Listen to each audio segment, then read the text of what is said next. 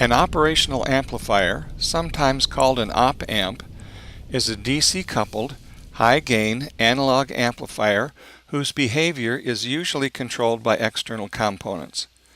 Op-amps are among the most common electronic devices. They're being used in a vast array of consumer, industrial, and scientific devices. In this video, we will review several basic ways that op-amps can be configured. Let's take a look at an ideal op-amp. There are input terminals, which are a differential pair. That is, the output voltage is determined by the difference between the voltages on these two terminals, V2 minus V1, multiplied by the amplifier gain. The plus terminal is referred to as the non-inverting input, and the minus terminal is called the inverting input. The input impedance of the differential input is very high, and we will assume for the rest of this video that there is no input current to the op-amp. Conversely, the output impedance of an op-amp is usually very low, which makes it a good voltage source to parts of the circuit which follow it. Furthermore, we will assume that the gain, A, sometimes called the open loop gain, is infinitely large. Now, the gain and the bandwidth of real op-amps are not actually infinite. The plot here shows the gain, A, for a 741 op-amp as a function of frequency. At DC, the gain is 50,000 and is called the DC open loop gain, or A sub OL DC. Above the frequency F sub 0, the open loop gain, A sub OL, then drops to 1 at a frequency of 1 MHz, which is called the cutoff frequency.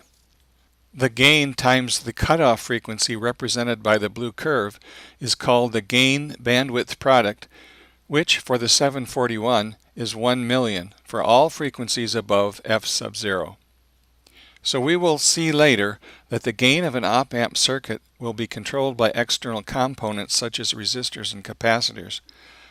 But the actual gain that can be realized will be limited by the gain bandwidth product of the op-amp itself. Another important characteristic of an op-amp is its slew rate. The slew rate is the rate of change in the output voltage caused by a step change on the input. It is measured as a voltage change in a given time, typically volts per microsecond or volts per millisecond. Low power op-amps may only have figures of 1 volt per microsecond, whereas there are fast operational amplifiers capable of providing rates of 1000 volts per microsecond. If an op-amp is operated above its slew rate limit, signals will become distorted. To give distortion-free operation, the slew rate of the amplifier can be calculated from this simple formula, where F is the highest signal frequency in hertz and V is the maximum peak voltage of the signal. As an example, take the case where an op-amp is required to amplify a signal with a peak amplitude of 5 volts at a frequency of 25 kilohertz. An op-amp with a slew rate of at least 0.785 volts per microsecond would be required. Before we start looking at op-amp circuits, let's take a look at some of the parameters for several different op-amps. Notice that the input resistances are typically quite large, as are the open loop gains. Gain bandwidth products span 2 decades, and the output resistances are relatively small. One interesting thing to note is that the 741 op-amp was originally introduced in 1968. Perhaps the simplest op-amp circuit is called a voltage follower. Notice that the output terminal is connected back to the inverting input terminal, and the input signal is applied to the non-inverting terminal. Starting with the simple equation for the output we saw in the diagram of the ideal op-amp, we can do a little algebra to get to an expression for V out as a function of V plus. Because the value of the op-amp gain, A, is very large, we can call the value of the factor A over 1 plus A as approximately equal to 1. Therefore, we see the circuit gain of the voltage follower V out over V in is equal to 1. Another important way to think about this is that the feedback from the output forces the voltage on the inverting input to the same value of the non-inverting input, or to create a value of the differential input nearly equal to 0. If the differential input were not approximately 0, the large gain of the op-amp would make the output voltage large, and it would eventually saturate at a value equal to the power supply voltage.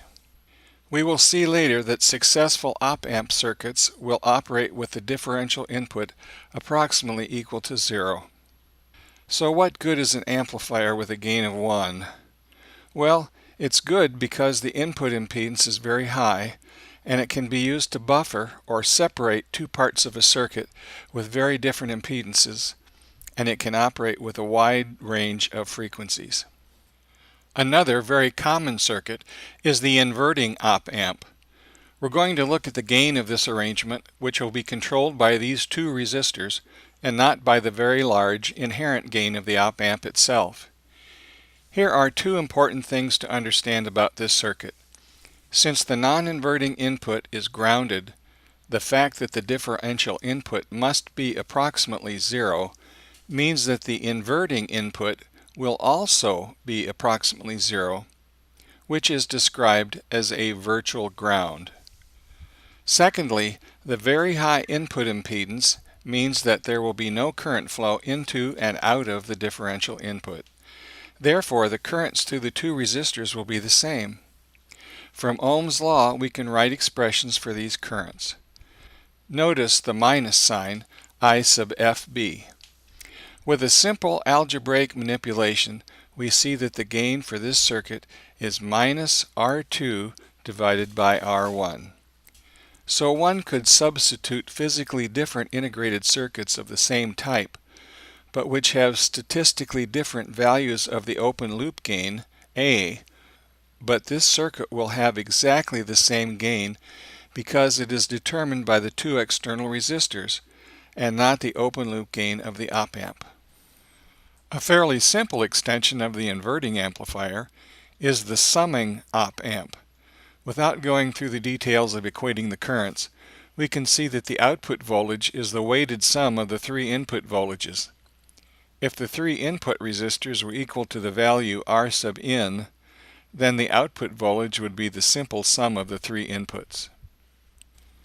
Here is another common op-amp circuit called a non-inverting amplifier. It is important to see that the inverting input is not a virtual ground in this case. Using the same principles that the differential input is approximately 0 and there are no input currents, we can write some simple expressions that lead to the conclusion that the circuit gain is 1 plus R2 divided by R1. This is almost the same as the inverting circuit, with the important addition of 1 to the ratio of the resistors. Now let's take a quick look at an amplifier with a differential input and a single-ended output. The values of V2 and V1 are measured with respect to the input ground potential and can vary independently. Note the symmetry of the resistors in this circuit, which makes the gain expression simpler. To reiterate, a significant advantage to these circuits is that the gain is controlled by these external resistors and not the open loop op-amp gain that will have statistical variations because of small variations in the semiconductor processing. If we replace the input resistor with a capacitor in an inverting op-amp circuit, it becomes a differentiating amplifier. In simple terms, this means the output of the amplifier will look like the slope of the input. The analysis once again starts with the equality of I sub in and I sub FB. With apologies for a little calculus, I sub in equals C times dV dt, which is the change in V sub in per unit time. If we assume that we are dealing with sinusoidal voltages, the output voltage will be proportional to the frequency. A plot of gain versus frequency therefore shows an increase with frequency of 20 dB per decade. This means that the gain increases by 20 dB if the frequency increases by a factor of 10.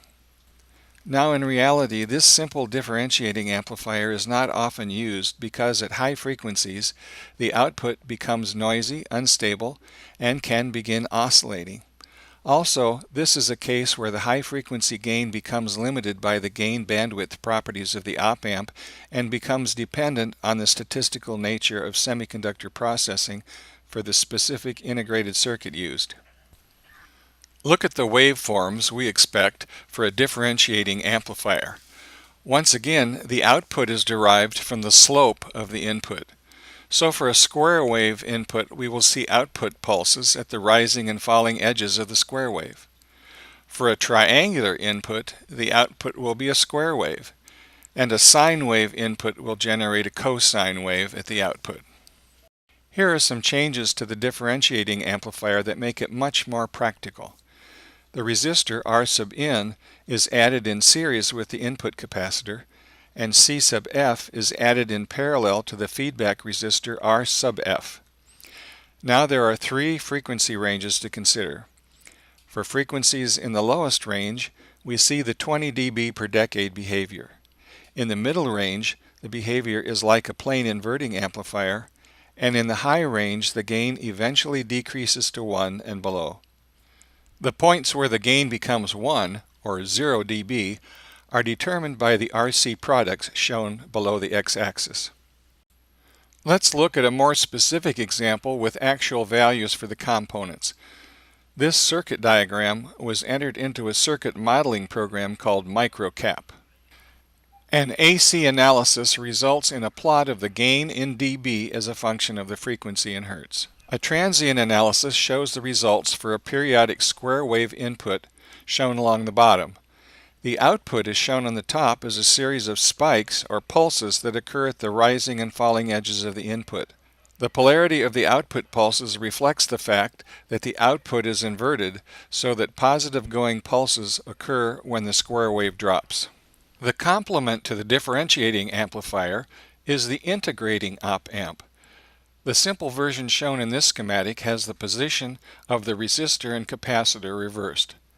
As we have seen before, the analysis follows from the equality of the currents in the input and feedback paths.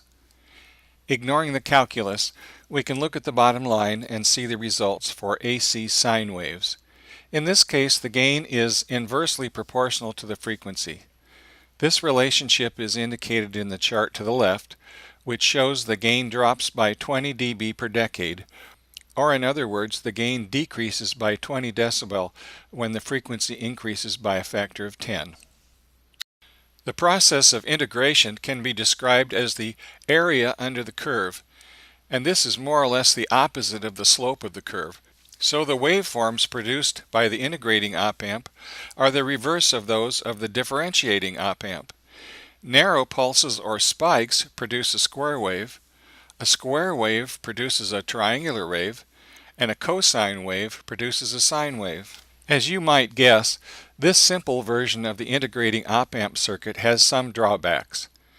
As the frequency approaches 0 Hz or DC, the capacitor C acts as an open circuit, providing very little feedback from the output back to the input of the amplifier.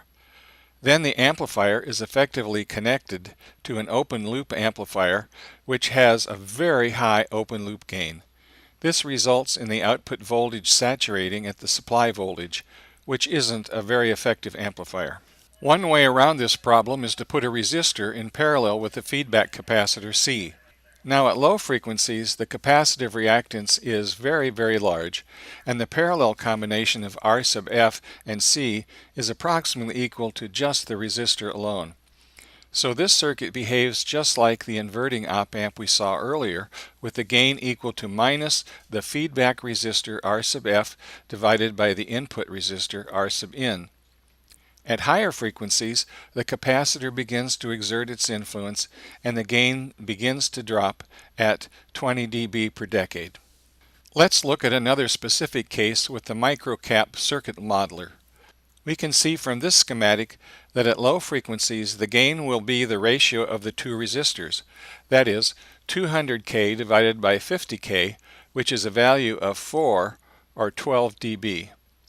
Sure enough, the model shows a 12 dB gain at low frequencies and drops to a gain of 1 or 0 dB at a frequency of 3.2 kHz. Here is the transient output of the microcap modeler for a 4 kHz square wave input shown at the bottom. The output at the top is a reasonable approximation of a triangular wave shape. You can see the output is inverted with respect to the input because the triangular wave is negative going when the square wave is at its most positive value. Up to this point, we've considered the basic ways an op-amp can be configured, but maybe the applications you can imagine for these circuits may not seem too exciting or interesting. So let's look at one last example that may actually be useful. So here is a 60 Hz notch filter that can discriminate against power line hum. Actually, the magic in this circuit lies in the combination of resistors and capacitors at the input, and the op-amp itself is connected as a simple voltage follower, which we talked about at the beginning of this video.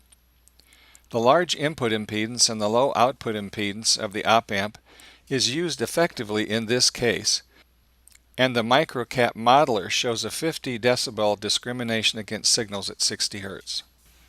Let's look at one more example. When I received my May 2015 copy of Radcom, the British equivalent of QST, I saw a homebrew article on a QRP 10-meter transceiver. A schematic of the microphone amplifier was on the first page of the article. It uses two op-amps, so I immediately thought it would be interesting to look at it a little more closely in this video. Here is the circuit diagram of the microphone amplifier drawn in the microcap modeler. The free version of microcap doesn't have a circuit model for the op-amp used in the article, so I just used the MU-A741. The 1.8K resistor and 1 nanofarad capacitor act as an RF filter with a roll-off frequency of approximately 88 kHz. This keeps RF from getting into the sensitive amplifier input stages. The first stage is an inverting op-amp circuit. The input resistor is made up of the sum of the 1.8K and the 8.2K resistors, or 10K, 10 kiloohms. So the gain of this stage is the feedback resistor divided by the input resistor, which is 100K divided by 10K, or a factor of 10, which is 20 decibels. The second stage is basically a voltage follower configured as a low-pass filter by the resistors and capacitors on the input. This filter has a roll-off frequency just over 3 kHz and a cutoff frequency just below 6 kHz, where the gain is 1 or 0 dB. If a variable mic gain control is required, the 100K feedback resistor R9 can be replaced by a 200K linear potentiometer. Here is the AC analysis showing the potentiometer adjusted for values between 50K and 200K. So let's summarize what we've covered. First, an op-amp is a DC-coupled amplifier with a differential input and a single-ended output. It usually has a very large open-loop gain, and the input impedance is also very large. This high input impedance makes it possible in most situations to assume that there is no current flow in or out of the input terminals. The output impedance of an operational amplifier is usually quite low, which makes it a good voltage source to drive subsequent circuit elements. This combination of high input impedance and a low output impedance makes op-amp circuits good buffers to isolate different parts of a larger circuit. Two parameters that should be considered when designing an op-amp circuit are the amplifier's slew rate and its gain bandwidth product.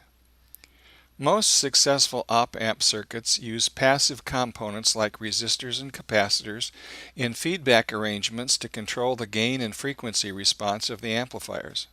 This avoids the large op-amp open-loop gain from creating instabilities and situations where the output may saturate at the power supply voltage. Several types of circuits have been considered, including the voltage follower, the inverting op amp, the summing op amp, the non-inverting op amp, the differentiating op amp, the integrating op amp, and a 60 Hz notch filter. The final example was a two-stage mic amplifier using an inverting op amp and a voltage follower.